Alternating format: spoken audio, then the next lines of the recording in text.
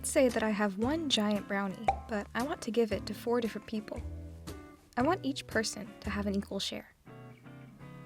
I'll have to cut or portion my brownie into 4 equal pieces, and I'll be very careful to make sure that they're all the same size.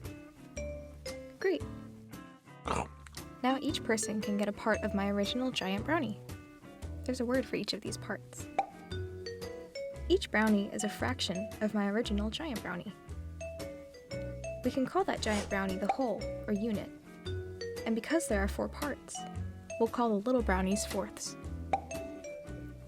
If we wanted to talk about just one of these little brownies, we could write it out like this: 1/4. But that takes too much time. Mathematicians are lazy. That's better. It looks like 2 separate numbers, but it's actually just one, and we read it like this: 1/4. This fraction tells us everything we need to know about the parts and the whole or the unit. The 1 on top is the numerator. It tells us how many equal pieces there are. In this case, there's 1. And the 4 down below is the denominator. It tells me how many pieces I need to make a whole or a unit.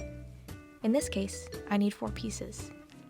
So, the fraction 1/4 tells me I have 1 little brownie, and I would need 3 more to make the giant brownie. Okay, now you try. Get out any piece of paper. Fold it in half once, then again, then one more time. Now unfold it.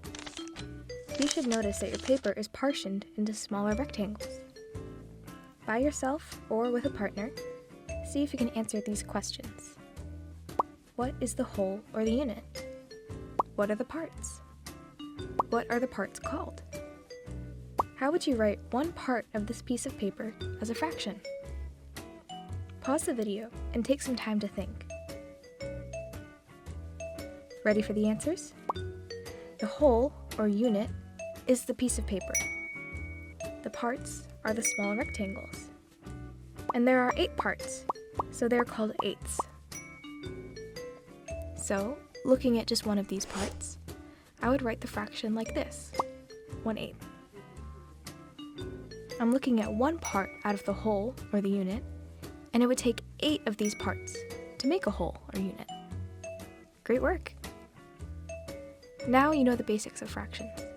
Keep your eyes peeled. Fractions are everywhere,